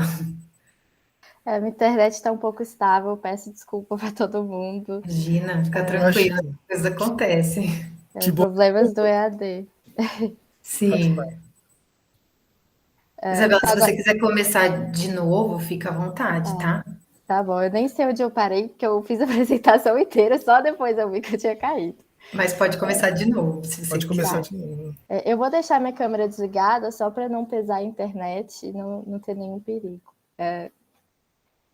Tá bom, então boa tarde para todo mundo de novo. Meu nome é Isabela Nunes e eu sou orientanda do professor Jorge de Almeida, assim como César. Queria agradecer não só a ele, mas também a CNPq, que com a Bolsa PIBIC está tornando esse projeto possível. A minha pesquisa é sobre David Foster Wallace e sobre os temas de intersubjetividade, comunicação e destino na obra dele. Mais especificamente... Isabela, você não está apresentando. Ah, nossa, desculpa. Tanta correria que eu até esqueci. Um segundo. Pronto. Tá bom, agora vai. Vocês estão vendo? Sim. Sim. Tá, obrigada. Então, minha pesquisa é sobre o David Foster Wallace e sobre esses temas na obra dele, mais especificamente no primeiro livro que ele publicou, que é o The Broom of the System, de 1987. O Wallace é um autor americano que começou a publicar mais ou menos nessa época, no fim da década de 80, e continuou escrevendo até 2008, quando ele morreu. Broom ainda não foi traduzido para o português, mas alguns dos outros livros dele, como Graça Infinita e Breves Entrevistas com Homens Hediondos, já foram publicados no Brasil. Para começar a falar sobre a obra desse autor, em especial sobre os temas que ele abordou ao longo dessa obra, é interessante trazer como ponto de partida, ou pelo menos como ponto de consideração, uma citação do Theodor Adorno, que no ensaio dele sobre a posição do narrador no romance contemporâneo, falou sobre o romance moderno tendo como objeto real uma sociedade em que os homens estão apartados uns dos outros e de si mesmos. Essa citação é interessante porque é justamente esse dilema, o dilema do homem diante de si, diante dos outros e diante da sociedade, em uma rede de relações que está toda desconfigurada, em que é difícil precisar o próprio lugar dentro do sistema em relação a esse sistema, é justamente esse o tema central da obra do Wallace do início ao fim. Nesse sentido, o meu objetivo com a pesquisa é mostrar como esse tema já aparece desde o primeiro livro dele, que tanto no Brasil quanto fora do Brasil ainda é muito pouco estudado. Foi pensando nisso que, no desenvolvimento do projeto até agora, eu foquei numa leitura atenta desse romance, que já trouxe muitas questões e problemas interessantes. Para começar, The Broom of the System, cujo título pode ser traduzido como A Vassoura do Sistema, já é um romance curioso, para dizer o mínimo. Isso não só por ele trazer como objeto de reflexão a linguagem em si, o contar histórias, o fazer literário, muito mais do que um enredo, mas também por ele levar a fragmentação, o corte temporal, o excesso de informações e a falta de linearidade a um extremo, tanto que alguns comentadores chegam a falar sobre o romance antagonizar o leitor. Então, numa tentativa que, por definição, é um pouco contraintuitiva, a gente pode fazer um esforço para identificar o enredo, falando que, em Broom, nós temos uma protagonista, Eleanor Bidsman, que é uma telefonista de 25 anos à procura da bisavó dela, também chamada Eleanor Bidsman, que desapareceu misteriosamente da casa de repouso onde ela estava. Essa bisavó, influenciada pelo filósofo austríaco Ludwig Wittgenstein, convence Eleanor de que tudo o que existe sobre a vida dela é só o que pode ser contado sobre ela, o que faz ela começar a se questionar se ela possui algum poder sobre o próprio destino, se ela é realmente ela mesma ou se sequer existe um eu. Ao longo dessa busca, Eleanor também começa a se deparar com coincidências estranhas, que despertam nela um sentimento de confusão de identidade e de perda do livre-arbítrio. Ao mesmo tempo, ela mantém um relacionamento com um editor de revista excessivamente verbal e possessivo, o Wick Vigorous, que ajuda ela na aprovação dela contando histórias fantásticas, mas também é dominado por um desejo frustrado de ter Eleanor dentro de e contida por ele. Uma coisa interessante sobre esse livro que vale a pena mencionar é que o Wallace escreveu ele enquanto se formava em filosofia e inglês na faculdade de Amherst. Enquanto ele estava escrevendo o livro, ele também estava escrevendo uma tese sobre lógica formal e filosofia da linguagem, que já trazia esses temas do destino e da filosofia do Wittgenstein. Mais tarde, essa tese foi publicada com o título que vocês estão vendo, que é Fate, Time and Language. Enfim, isso só para mostrar como a filosofia está muito próxima desse livro e está presente nele do início ao fim. Então, o Rick e a Lenore são os nossos personagens principais, e ao redor dos dois, principalmente da Lenore, que as dinâmicas de intersubjetividade entre os personagens se estruturam. Meu interesse na pesquisa é justamente ver como essas dinâmicas se articulam e como elas estão relacionadas às noções de destino e de comunicação.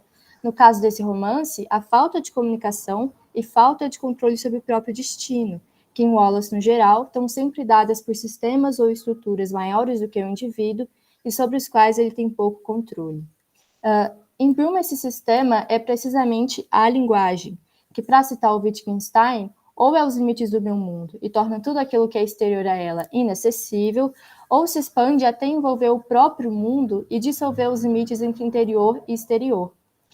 Essa discussão sobre o interior e o exterior da linguagem é incorporada pelos personagens de Bloom de modo a determinar como eles enxergam sua relação com o mundo, com si mesmos e com as outras pessoas, algo que também é refletido no uso que eles fazem da linguagem.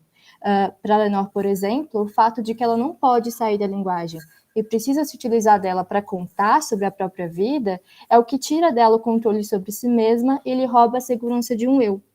Para o Rick, ao contrário, a linguagem é justamente um instrumento de controle. Essa posição está dada, inclusive, no plano narrativo, já que nos capítulos em que a gente tem o ponto de vista da Lenore, a narração é em modo dramático, e por vezes traz só diálogos e nenhuma descrição. Isso quer dizer que a gente nunca tem acesso a Lenore sozinha, porque ela está sempre na companhia de outros personagens, e a gente tão pouco tem acesso à interioridade dela, já que não tem muito espaço para falar sobre os sentimentos e pensamentos dela em uma narração que é sempre em cena. Já os capítulos do Rick são quase sempre narrados em primeira pessoa, através do diário dele, e ele usa a linguagem para tentar apreender e, aprendendo, dominar a interioridade da Lenore, falando sempre que pode, por ela ou sobre ela, e a narração dele é quase sempre em sumário. Então o Rick está sempre contando, ou seja, o telling que a Lenore tanto teme, enquanto o narrador da Lenore está sempre mostrando. Para colocar de modo simples, a gente poderia falar que o Rick está preso no interior da linguagem, enquanto a Lenore está presa no exterior, ou pelo menos em uma concepção da linguagem que não separa esse exterior da interioridade dela. Nesse sentido, um aspecto interessante e até um pouco inesperado que surgiu nos estágios iniciais da pesquisa é a relação entre esses temas da intersubjetividade, da comunicação, do destino, com questões de gênero.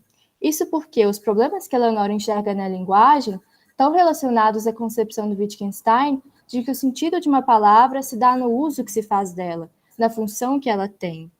E como nesse romance, ou pelo menos para a Lenore, a vida de alguém não é nada além de palavras, isso também se aplica aos personagens, principalmente a ela mesma. E, naturalmente, esse uso também só faz sentido quando inserido em um certo contexto, ou seja, só tem sentido em relação a um sistema, e ao lugar e a função que se ocupa dentro dele. E o lugar da Lenore, enquanto mulher, é justamente o lugar de objeto. Essa qualidade de objeto, de passividade, é um lugar comum entre as personagens femininas ao longo do livro inteiro. Para trazer só um exemplo entre vários, tem um momento em que a Lenore discute sobre o paradeiro da bisavó dela com outro personagem, o Mr. Bloomker, que tem consigo uma acompanhante. Enquanto esse Mr. Bloomker faz um discurso sobre a revolução sexual feminina, a Lenore percebe que a acompanhante dele, Brenda, não fala, não se movimenta sozinha e não faz nada além de olhar fixamente para fora de seus lindos olhos azuis, para citar o livro em tradução livre. No fim, ela descobre que o que ela havia pensado ser uma mulher era, na verdade, uma boneca. Mas a gente também pode ir além desse exemplo para defender essa hipótese, e eu vou trazer agora as palavras do próprio Wallace, falando sobre um romance que também tenta ficcionalizar a filosofia do Wittgenstein sob uma perspectiva feminina. Eu vou ler o trecho em tradução livre. Ser um objeto de desejo, de personagens hirsutos, de especulação, de um autor hirsuto, ser o produto de iniciativas e inclinações masculinas é ser quase que feminizado ao modo clássico, menos Eva do que Helena, responsável, mas sem liberdade para escolher, agir ou se refrear. O helênico é a situação das mulheres em qualquer sistema onde a aparência permanece um retrato ou um mapa do mundo. Esse lugar helênico, de uma responsabilidade paradoxal, porque não implica o direito de escolher ou decidir o próprio destino, é precisamente o lugar da Lenore, que é responsável por todas as coincidências estranhas ao seu redor, mas apenas enquanto objeto, objeto da adoração do Rick, da manipulação do pai, da doutrinação da bisavó e mesmo da especulação do Wallace, como ele mesmo coloca.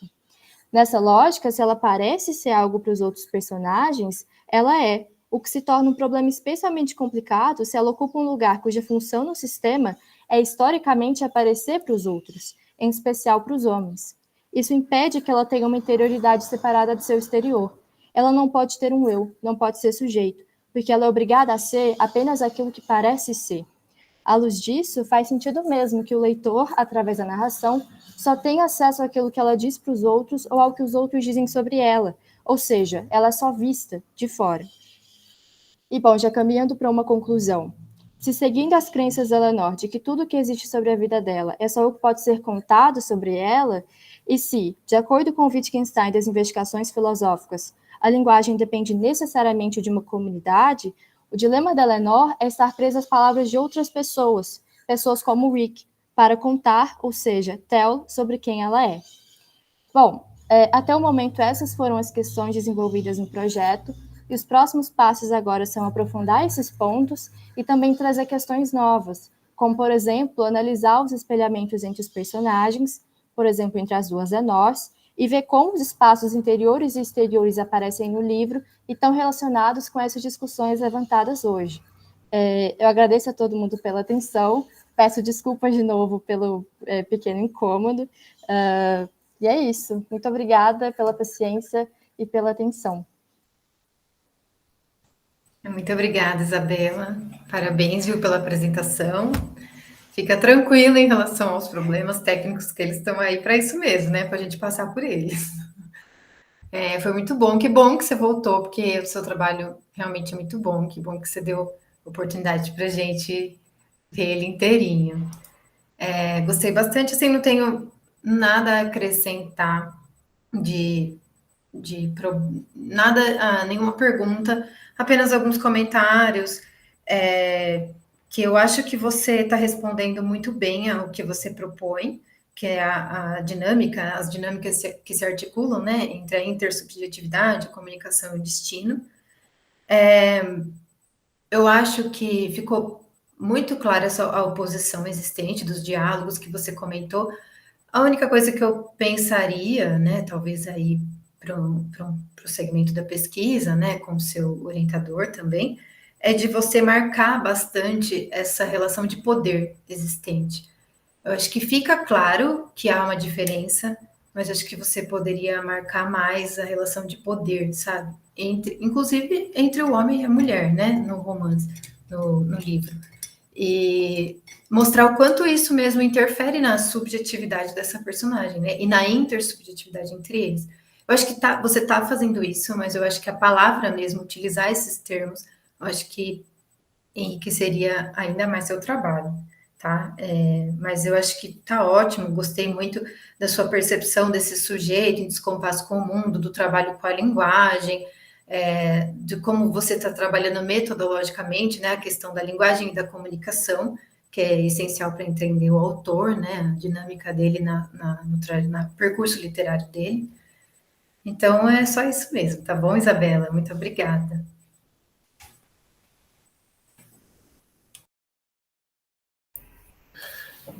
Que bom que você voltou, Isabela, que a apresentação foi muito boa.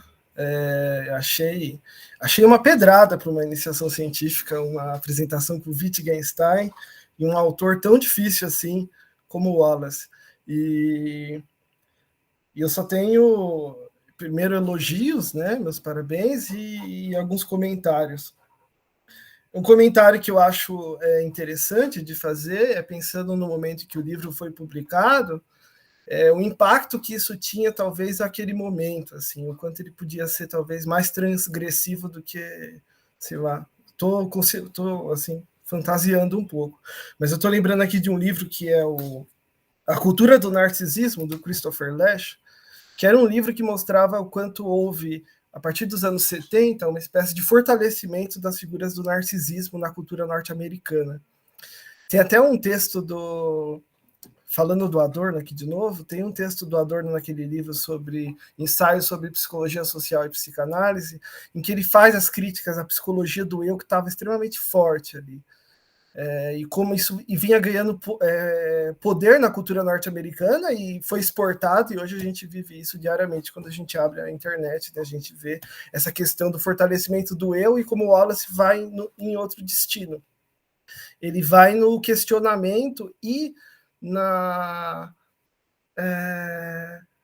reflexão sobre o discurso, sobre as realidades simbólicas, o modo como o simbólico relaciona, como o simbólico é arbitrário, como o simbólico também pode ser uma forma de domínio, né?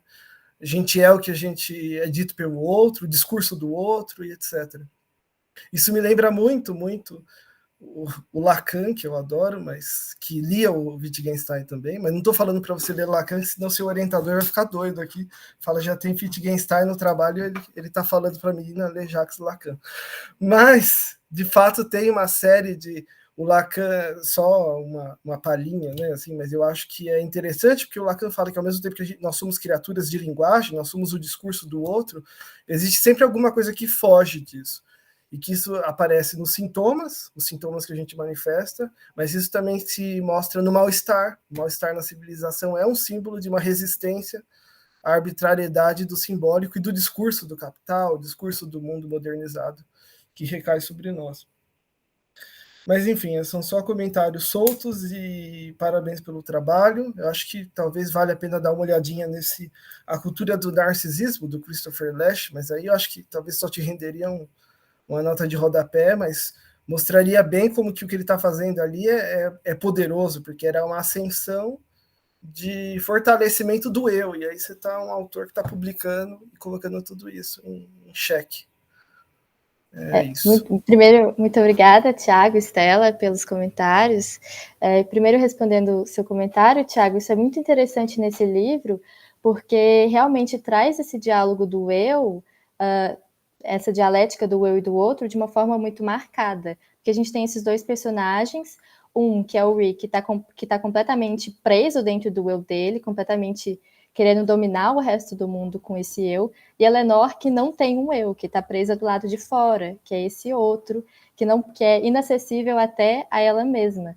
Então, acho que vale a pena mesmo procurar esse livro, porque esse é um tema muito forte, não só nesse primeiro livro, mas na obra do Wallace como um todo. E respondendo a Estela agora, é a minha intenção mesmo continuar nessa linha, sobre essa coisa do poder. Acho interessante também trazer essa palavra, porque é um tema que também está muito forte nesse livro, e de uma forma até mais acentuada do que eu pude trazer na apresentação hoje, por uma questão de tempo. Enfim, foi realmente um achado assim, inesperado encontrar isso nesse livro, porque o Wallace não é um autor muito próximo a essas questões de gênero, é até um pouco polêmico nesse sentido. Enfim, agora meu objetivo é continuar investigando isso, indo atrás disso, e trazendo esses pontos também que você falou. Enfim, muito obrigada de novo, e é isso. Imagina, foi muito bom mesmo, com certeza vai ser continuação desse bom trabalho que você já está fazendo. Acho que agora então é a Luísa, certo? Oi, gente, tudo bem? Tá dando para me ouvir direitinho? Tá, ótimo. Vou começar, então, a apresentação.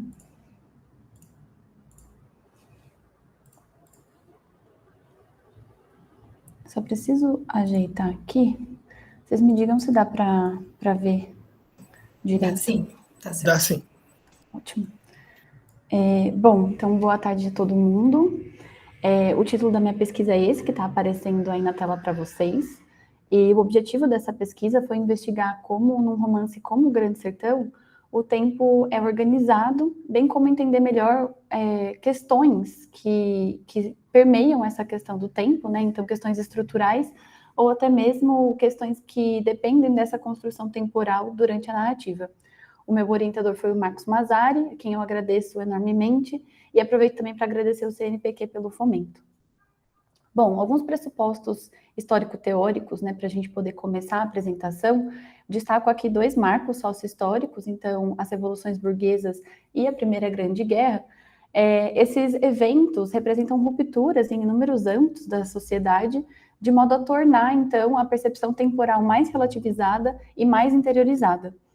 A partir do momento que isso acontece, então, a partir do momento que essa percepção dos indivíduos é alterada, as artes também são afetadas, principalmente a literatura.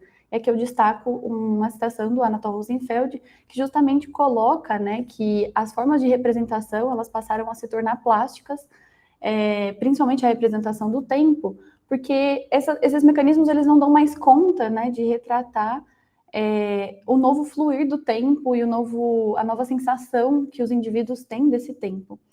E a partir daí a gente chega, então, no romance moderno, o qual tem como principal característica justamente essa discrepância entre o tempo do narrar e o tempo narrado, e uma completa interiorização da percepção temporal, a qual vai culminar na sobreposição do tempo psicológico ao tempo físico. É justamente aqui que se insere, então, o Grande Sertão Veredas. Uma outra questão que eu destaco é a imposição da linguagem, e eu escolhi deixar esse tópico aqui justamente porque foi ele que me instigou muito quando eu li o Grande Sertão pela primeira vez. Vocês podem imaginar o porquê a linguagem foi o que me instigou. Mas eu destaco que, desde Santo Agostinho, existe um interesse, na verdade, né, um questionamento não só acerca do que é o tempo, um questionamento que vem desde a física e diversas outras áreas do conhecimento, mas também uma preocupação acerca da apreensão desse tempo em palavras. E na voz do narrador da Montanha Mágica, eu trago aqui uma outra citação, no livro em que diversas teorizações são feitas acerca do tempo, mas nesta em especial, existe uma teorização acerca do embate entre a sequencialidade, que é necessária à narrativa, em contraposição à simultaneidade do tempo. Então vai surgir aí, né, um problema, como é que a gente lida com isso e como é que o romance moderno vai lidar com isso. Uma última citação acerca dessa questão é do Mendelsohn, no qual me apoiei bastante para fazer a pesquisa, principalmente no livro que trata justamente da questão do tempo, né, no romance. E ele evidencia justamente como o tempo não pode ser restrito a um médio limitado como a linguagem. Então, de um lado, ele coloca a linguagem como consecutiva e linear, e o tempo, por sua vez, é infinito, e a sua percepção é completamente pautada na reversibilidade, na simultaneidade. Então, nesse panorama, a gente consegue ver que existe um embate aí, né? Essa questão da representação do tempo na linguagem vai ser um desafio para a literatura. Entrando mais especificamente na minha pesquisa sobre o Grande Sertão, foi necessário, então, estabelecer alguns recortes para poder dar conta do puzzle narrativo, e aqui eu uso um termo do próprio Massari. Foi necessário estabelecer, então, esses recortes, né? No caso aqui, escolhi 3 recortes que estavam também lá no título da pesquisa. O primeiro deles é o diálogo, que é justamente a forma narrativa do romance, e para analisar melhor como ele afeta a estrutura temporal, não foi escolhido nenhum trecho específico, justamente porque são questões que estão muito espalhadas ao longo de toda a narrativa, mas eu fiz o uso do software Antconc, que me ajudou a pesquisar mais especificamente algumas expressões e algumas palavras. Então, para dar um exemplo para vocês, uma pesquisa que me foi muito útil foi pesquisar o conto ou conto porquê, e entender quais são as motivações e o que está por trás desse diálogo, e também entender pesquisas mais relacionadas ao ouvinte, né? Então, pesquisar o senhor, ou tentar puxar essas referências ao interlocutor, para dar conta, né, de entender como é que o diálogo interfere na questão temporal. O segundo aspecto é justamente o sertão, que já pelo título da obra é entendido como parte fundamental, né, do romance, e vai ter um impacto significativo no tempo e na representação desse tempo. Nesse caso, houve uma cena escolhida, que foi a cena da tocaia, do Riobaldo do Hermógenes, que é um rito de passagem, um rito iniciático para o Riobaldo na jagunçagem, e é uma cena bastante significativa nessa referência do tempo. E, por fim, a própria subjetividade. E, nesse caso, houve uma breve análise da cena final do romance. Eu digo breve porque, ironicamente, faltou tempo para que a gente pudesse deter mais nessa parte, mas essa cena foi escolhida justamente porque ela é entendida como o ápice da subjetividade para esse herói narrador. Bom, vou passar rapidamente por essas 3 questões, apontando tanto hipóteses de leitura, mas também já trazendo algumas das conclusões a que eu consegui chegar depois desse ano de pesquisa. A primeira delas, a respeito do diálogo, é a questão da interlocução, porque o Riobaldo ele precisa levar em consideração o ouvinte. Caso ele não existisse, caso esse ouvinte não estivesse ali, provavelmente o livro cairia num enorme fluxo de consciência que seria pouco inteligível para o leitor. Então, ele precisa que aquele interlocutor esteja ali, e isso vai impactar completamente como é que ele vai organizar a narrativa. O segundo ponto é a oralidade, que é imposta pela forma narrativa, né, pela tradição que é colocado já no começo do livro, e que traz implicações para a organização das ideias, que seguem, então, o fluxo da fala e não o fluxo da escrita. E aí, justamente por ter essa estrutura dialógica e essa estrutura oral, a obra é cheia de idas e vindas, as quais vão afetar também a progressão temporal. E, por último, trago aqui uma citação do Benedito Nunes, que foi muito importante também para o desenvolvimento dessa pesquisa, e nessa citação ele coloca o agora, que é imposto pelo presente da enunciação. Ele diz que cada vez que você fala com alguém, é agora que você fala.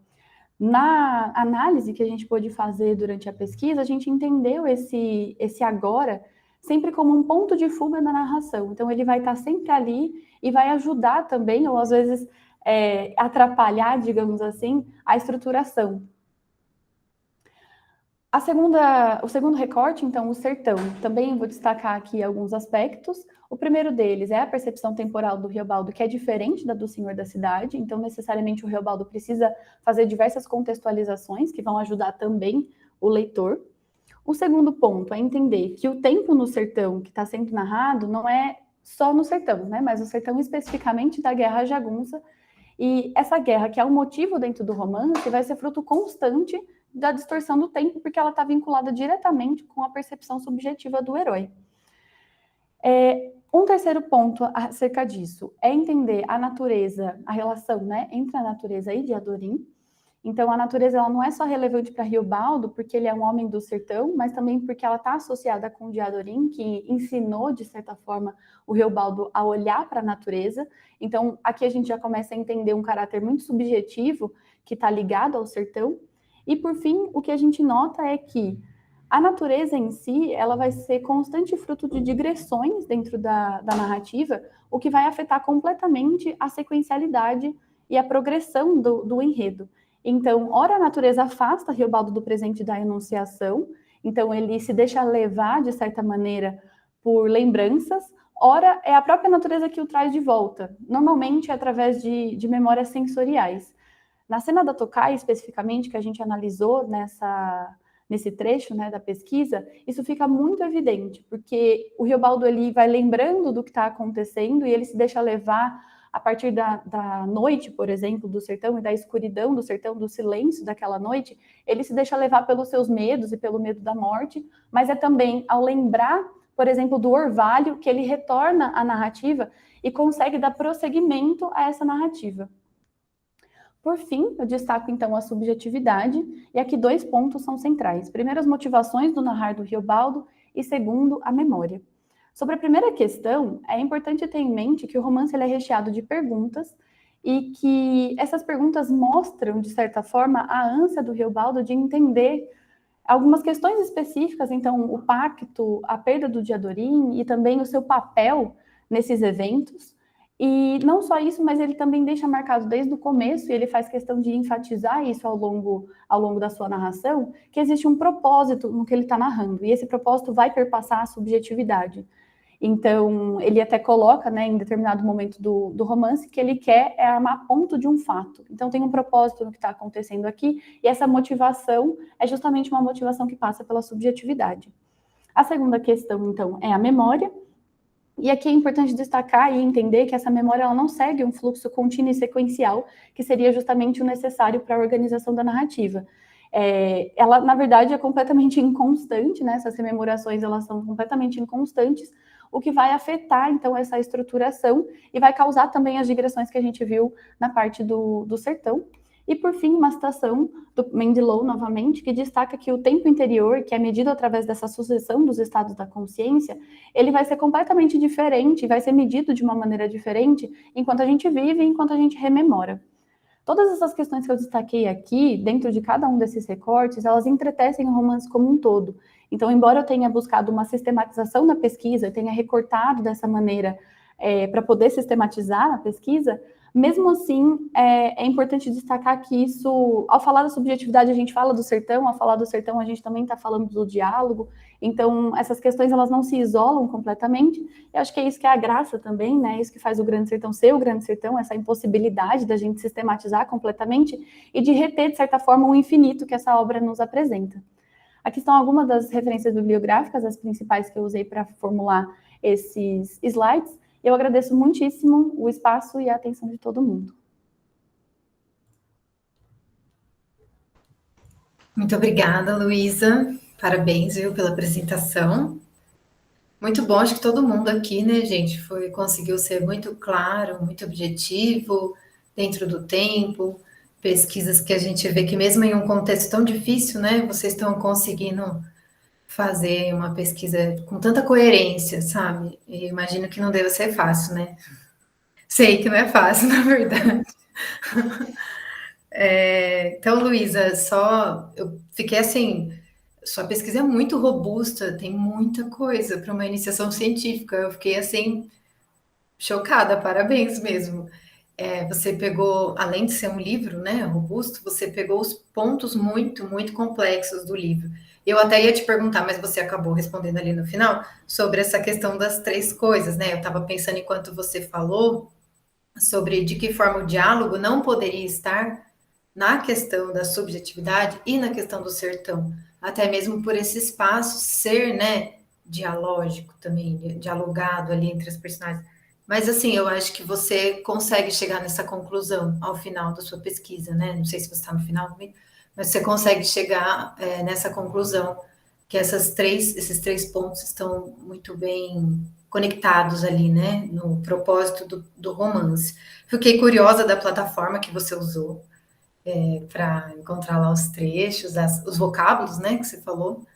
E depois, se você puder explicar um pouquinho mais só como funciona essa plataforma e de que forma, assim, ela realmente ela foi usada no começo da sua pesquisa, assim, bem no início, ela foi só uma ferramenta, só para você comentar um pouquinho mais. E, assim, dá para perceber que você tem um domínio muito grande do romance, o que é muito bom para você dar continuidade para essa pesquisa. Muito profunda mesmo. Obrigada, viu, Luísa?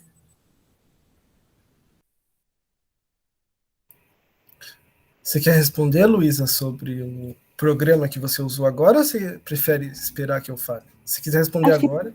Acho que pode ser, senão capaz que eu esqueça. Bom, muito obrigada, Estela, pela sua fala. Para começar, assim, realmente foi difícil de chegar nesses recortes e foi um pouco megalomaníaco mesmo essa iniciação científica, foi um grande desafio, mas, inclusive, o Mazari me ajudou enormemente a chegar nessas questões. E é difícil selecionar justamente porque o Grande Sertão é uma enorme mistura e aí a gente não consegue achar uma forma de delimitar isso completamente. No caso, por exemplo, da análise do sertão, tinha uma cena específica que eu gostaria de analisar, mas a respeito do diálogo é algo completamente diluído ao longo do romance, e, enfim, não tinha como escolher um trecho porque isso seria também limitar demasiadamente, né, a análise. A respeito da plataforma, uma plataforma que eu descobri através de um colega meu da linguística, e é uma plataforma basicamente que você coloca um corpus ali, pode ser, enfim, literalmente qualquer coisa que você puder colocar no formato que eles querem. Normalmente um corpus literário é o ideal, e você pode fazer pesquisas a respeito da concordância. Então você pode colocar um trecho, você pode colocar uma palavra só. Então, por exemplo, no caso do sertão, do diálogo, né, que eu queria procurar esses trechos de maneira mais fácil, porque para localizar no romance, embora o meu livro seja completamente marcado, é muito difícil da gente conseguir chegar com exatidão em determinadas partes. Então, se eu quisesse pesquisar, por exemplo, essa expressão do conto porque, eu digitava nessa pesquisa, ele me dá todas as referências, né, e todas as aparições que tem no romance dessa expressão, ou enfim, dessa construção que você quer. E também dá para analisar a recorrência que essas coisas acontecem. Isso foi mais interessante, assim, não chegou a interferir na pesquisa e eu não coloquei, foi mais interessante por curiosidade mesmo, que você pode colocar, por exemplo, Diadorim e ver quantas vezes aparece no romance, ou colocar, por exemplo, a palavra contar, né, e ver quantas vezes, em quais momentos ela aparece, e aí dá para identificar, por exemplo, umas intersecções que justamente leva, por exemplo, a uma intersecção metalinguística, onde o Riobaldo vai começar a falar mais sobre o narrar, então me leva a esse espaço do livro. E eu usei justamente na hora que eu estava realmente formulando mais para o final da pesquisa, quando eu precisava chegar aos finalmente e formular o meu relatório final, então eu precisava, de certa forma, localizar essas informações e trazer para o relatório. Tá ótimo, Luísa, obrigada. Parabéns, Luísa, obrigado pela apresentação. Eu gostaria de fazer uns comentários rápidos, eu não sei se eles são exatamente perguntas. Eu termino, juro que em 3 minutos eu faço meu comentário, desculpe. Mas só para marcar aqui, lendo o seu resumo e ouvindo sua apresentação, me chamou a atenção como às vezes você colocava a questão do tempo psicológico e o tempo físico, que me gerou algumas questões por conta das minhas leituras, as minhas leituras e tal. Porque lá no final do seu resumo, você fala que o romance contraria a lógica moderna vinculada à cronologia. Eu fico assim, eu entendi o que você disse, mas eu fico pensando, eu fico um pouco, eu fico curioso, porque o que você quis dizer com lógica moderna, porque, por exemplo, hoje em dia a gente tem uma lógica, por exemplo, né? Não quero fazer você ler isso, mas lógica paraconsistente que admite a contradição e é baseada amplamente em preceitos da psicanálise como o sonho, onde as coisas podem assumir vieses contraditórios. Uma coisa pode ser e não ser ao mesmo tempo. Existe uma lógica que dá conta dessas contradições que pareciam, e que vem da matemática, que vem de toda uma área de estudo relacionada à lógica. Por que eu digo isso? Porque, às vezes, é só a impressão. Não sei se essa impressão continuou depois da sua apresentação. Acho que você anestesiou isso.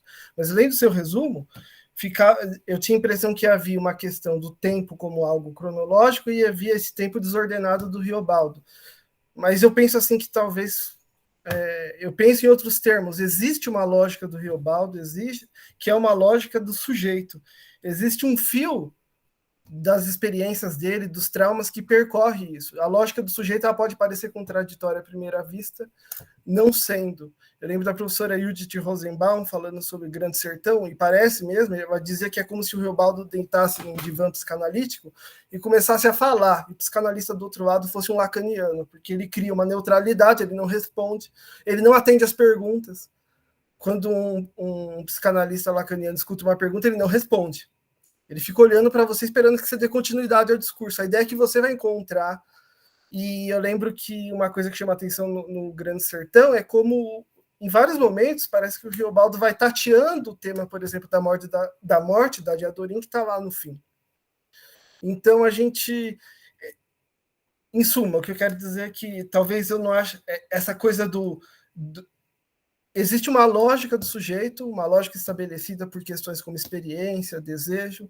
Existe um fio secreto na narrativa do Riobaldo, e que isso tem relação com uma lógica contemporânea, que diz que admite a contradição, e contradição está lá o tempo todo, a falta esse embaraçamento de temporalidades. Enfim, são só questões, mas parabéns pelo trabalho, gostei bastante de te ouvir, e eu já agradeço a todos também, desde já. Muito obrigado, foi um prazer ouvir todos vocês. Parabéns, Tiago, Estela, parabéns a todos que apresentaram excelentes pesquisas. Parabéns, pessoal, foi muito bom participar, excelentes pesquisas mesmo.